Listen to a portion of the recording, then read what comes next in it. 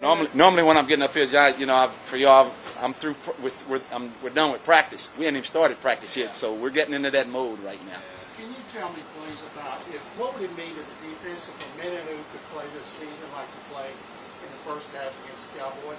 Well, John, that was the first half, and that's what we expect from him, and that's what we expect from that same group that they're playing there. And I think one of the reasons you start to seeing guys now with their level playing the way we feel like they're capable of playing, I go back to the competition, and competition makes people better. How much does it help that he plays inside and outside? Well, it just shows his versatility. And obviously, with what we're doing on defense, with him being able to go inside and go outside, helps us, and probably with his versatility, that allows us to be able to do more things. David Titus said that it's not etched in stone. He's at left guard. He's kind of playing all over the place. What are you looking at right now as to where he's going to end up? What do you need to see right now? Well, this preseason game right here, we'll kind of, after this game, decide exactly how we want to group those guys up front. And right now, we're still going through that process. You talked about versatility. What about Titus? Same thing. And the fact that all training camp we've been able to move those guys around, and those guys that play multi-positions, has helped us basically make that decision in where we feel like they're best fit. And that's been good for us. Does the amount Lovie rotates defensive linemen affect kind of the roster construction in terms of how heavy you go at that position versus any other teams you've been involved with? No, what that does is that means that he feels like that we have more guys on that defensive line that can play. And again, it all goes back to having fresh guys up front.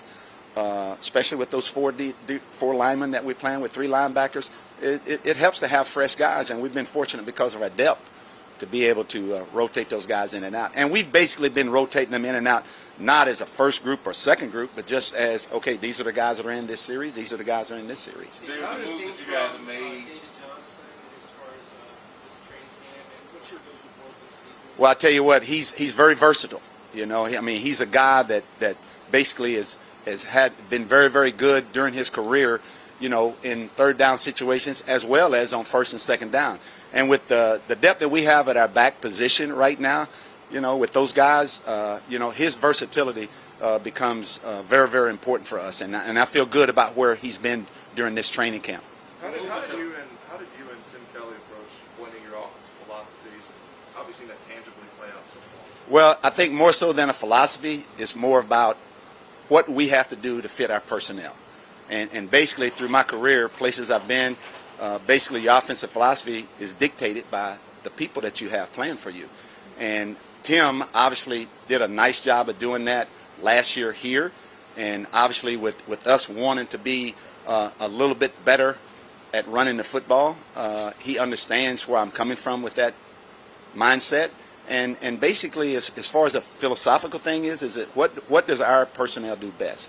And we've been able to mesh that, and we feel like we've got a good mix of that right now. What moves that y'all have made at defensive backs, particularly cornerback, what do you think that says about how y'all feel about the depth of cornerback, and how would you say you feel about the depth of cornerback right now? Well, there's some veteran guys back there, and basically, obviously when you have cuts and you cut guys at a certain position, when that happens, then you obviously that's a position, because obviously with Roby not being able to play in the first game, is obviously we're going to be without him for that one game, and so we got to be able to have people back there to be able to take that role and be able to roll in there and go. Do you have an update on Tunsil and Nico? Nico will practice today. Tunsil will not.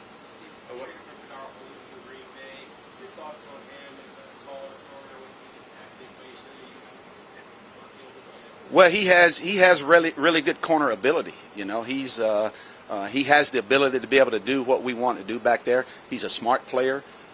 He's a player that kind of understands what we're trying to do back there on defense, and we feel like he fits very well there. You're talking about matching personnel with offense. Obviously making decisions here in the next weeks and so. What have you noticed that you, as a team, do well the best? Well, the thing is, I don't feel like we've done as well as we need to do running the ball or throwing the ball. Obviously, when you go 0 for 10 on third downs, it's not what you want. I think we just need to keep improving, both with the balance of what we want to be running the ball and passing the ball, and we're going to continue to work on that. But we're not anywhere near where we need to be at that point.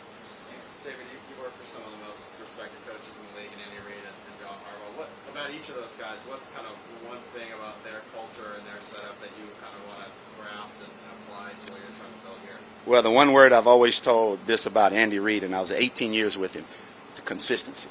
You always knew every day when you came in that building as a coach and as a player what to expect, you know. And I've carried that with me. And to me, that's a credit to his longevity and the success that he's had. And it not only works for him, but it works for anybody that has that kind of philosophy. The consistency is so important. And then going back to John, I mean, you know, John is so versatile, you know, in things. He was a special teams coach for most of his career as an assistant. Then he became a head coach, and at that point, people were saying, well, you know, he's a special teams coach. How does he handle being a head coach? Well, the one thing about that is that he's always said that we're all football coaches. You know, we all know football.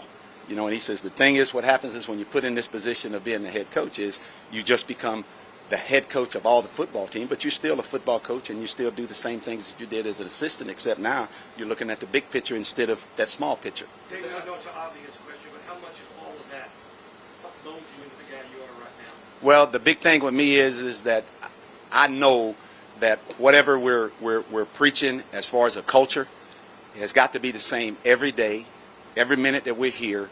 And in order for them to believe that, they've got to see me every day coming in and understanding that what I'm saying is what we're doing. And basically that's what I try to do and will continue to do. That's all I know.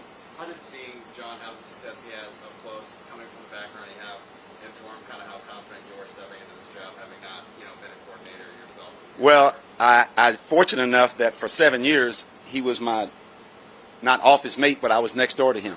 So we were kind of close with that, and basically just the first of all how he is as a human being, you know, and then translating that over into the coaching.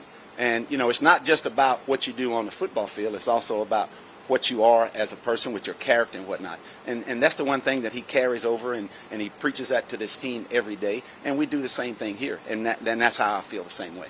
David, the players that Tampa has on the defensive side of the ball, Bruce Arians has said that they will play their starters. If they do play their starters on the defensive side of the ball, how big of a test do you think that would be for you guys offensively and learning what you have? Well, you know, we're going to play our guys just like they're going to play their guys. And obviously they're the defending Super Bowl champions, and it'll be a good test for us, probably seeing the best group of frontline players that we've seen, because basically we haven't seen in the first two ball games. We didn't see all the Green Bay starters. We didn't see all the Dallas starters, and vice versa with us. So we're going to put our guys out there. They're going to put their guys out there, and then we're going to go and evaluate from there. All right, thanks, Coach. You're welcome.